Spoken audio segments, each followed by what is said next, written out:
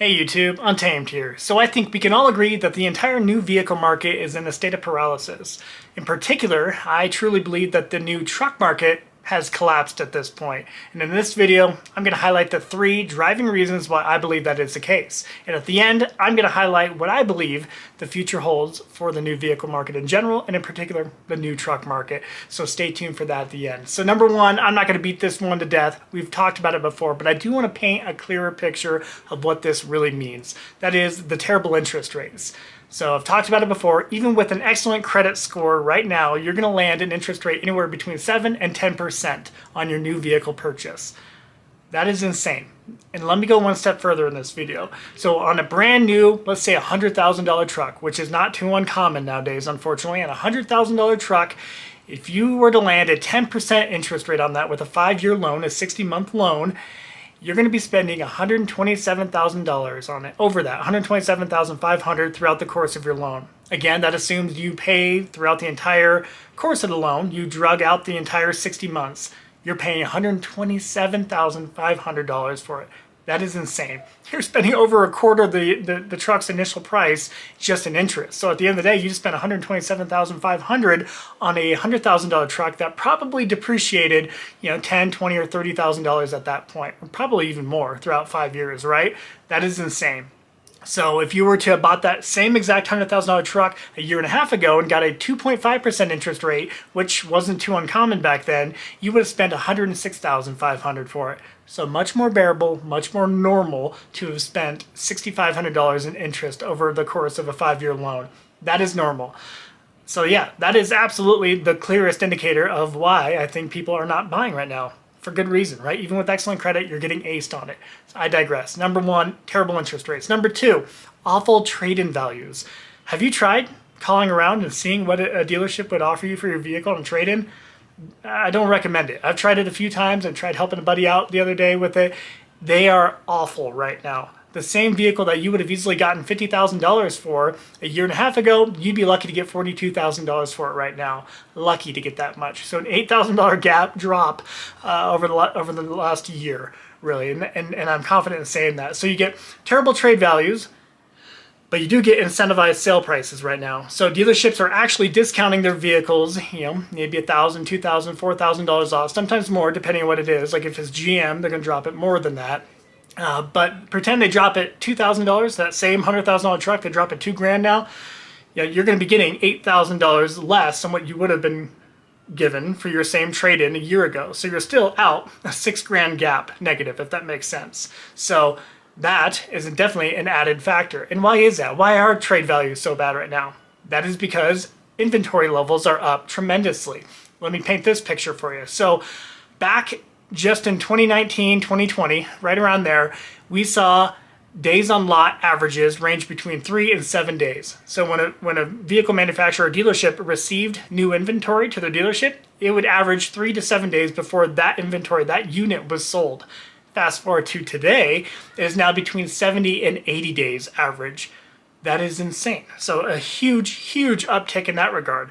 Dealers no longer need inventory. They no longer incentivize trade-ins, right? They no longer care to get a trade-in because A, they already have far too much inventory as it is that they can't move. And then B, what do interest rates look like on used vehicles? They tend to be higher. Lenders tend to charge a higher interest rate if you were to take a loan out for a used vehicle. And that's for a number of reasons. So they become even more difficult to sell your used vehicle. So because of those reasons, and with a couple others, I'm sure, you are getting a far less trade value than what you were just a year and a half ago, unfortunately. So number 2, the awful trade-in values. Number 3, this one here I think is the most crucial, and I think it's often overlooked. So I'm talking MSRP hikes. Number 3 is MSRP hikes. So I was talking to TRD John the other day, and we're talking about the Toyota 4Runner. He has a 2018 Toyota 4Runner TRD Pro. He paid $44,000 for it back in 2018. 2017 and 2018, that 4Runner TRD Pro, $44,000 about. Fast forward to 2023, 2024, you're spending $57,000 or $58,000 for essentially the same exact 5th generation Toyota 4Runner. Scratch that, you get a heated steering wheel now. so all that to say, and a couple additional infotainment upgrades and small tech upgrades, but essentially the same exact vehicle, right? And they want $14,000 more-ish for the same vehicle. That is insane. So a huge price hike in that regard. Let's talk about the Tundra. 2021, this is my favorite example. 2021, the Tundra TRD Pro with the V8 used to cost $54,000 MSRP. 1 year later, with the new redesign, right? I shouldn't quote that. It is a redesign. That cost $72,000. That was the MSRP on it after delivery, right? So $71,000, $72,000. Right there, you just have a $16,000, $17,000, $18,000 price jump just between 1 year. Fast forward to 2024, that same Tundra TRD Pro costs $77,000. That is absolutely insane. So we're talking, what is that, $23,000 price jump between the TRD Pro back in 21, which I would argue is better, to the 2024 Tundra TRD Pro. 23 grand price jump. They say, a number of reports will say anywhere from a 33 and 36% increase has taken place since 2019. Since the beginning of COVID, the pandemic, 36% price increase on MSRPs across all manufacturers. And I believe it, right? Those are prime examples right there. We see it with the Silverado. We see it with the Ram, GM products, Ford F-150. We see it across the board. I see it with the Ford Raptor. Right, so I bought a 37 performance package back in 2021 when the new Gen 3 Raptor came out. Back then, MSRP on a 37 performance package was right around $80,000, $79,000, $80,000 for that Gen 3 37 package. Fast forward to today, we're looking at $90,000, $89,000, $90,000 just a few years later, not even. So 2.5 years later, we're already jumping up that much. So I digress. That is pretty insane. The MSRP prices of vehicles have gone up tremendously just within the last few years. And on top of that, if that wasn't bad enough, those three driving reasons right there, the terrible interest rates, awful trade values, and MSRP hikes, if that's not bad enough for you, we still have greedy dealerships spread throughout the nation who are still trying to sprinkle on $5,000 or $10,000 or even more $1,000 addendums on their vehicles, dealership markups on top of MSRP. They're still trying to do that. Throughout the pandemic, they were able to get away with it, and even then they were taking advantage of people totally, but because they were able to take advantage of people successfully during the pandemic, they have a hard time letting go. They have a hard time letting go of those markups, and they want to continue to milk that totally. So that is a shame that we still have greedy dealerships out there who enjoy taking advantage of people. And we see it mainly in very populated areas. That's why the West Coast and East Coast, you get a lot of those very populated cities, that tend to run those, because those dealerships, they don't care about your loyalty. They don't care about returning customers. They don't care about that. Because they don't have to, right? Because they know that you're just a number at the end of the day.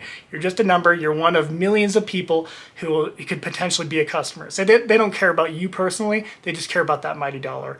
And that's the unfortunate part of it all, right? So those are the three reasons I believe that the new truck market has collapsed. I don't think we see any light at the end of the tunnel at this point in time. So I'm constantly kind of assessing this stuff, looking at it and doing a ton of homework on it. It's what my education's in. I got an MBA and a PhD in organizational psychology. It's what I'm truly interested in, truly fascinated in. So I like following market trends like this, and I don't see it end in sight. At least through 2024, I do foresee us continuing down the path of increasing those average lot times. So it's going to go up from 70 to 80 days on the lot. It's going to go up to 90 to 100. I do foresee that being the case as we move into 2024. So I'd be curious to know what you guys think about that.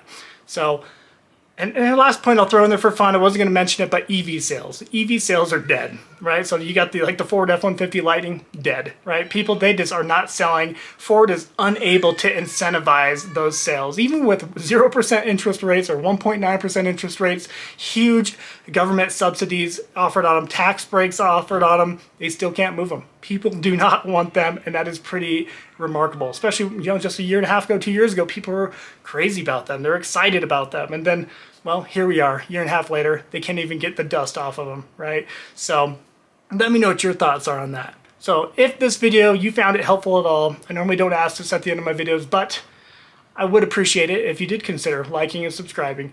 I do appreciate your support, your continued support. I love seeing the frequent flyers on the channel who have continued to support the channel throughout the years. So thank you so much for that. Appreciate you watching as always. Until next time.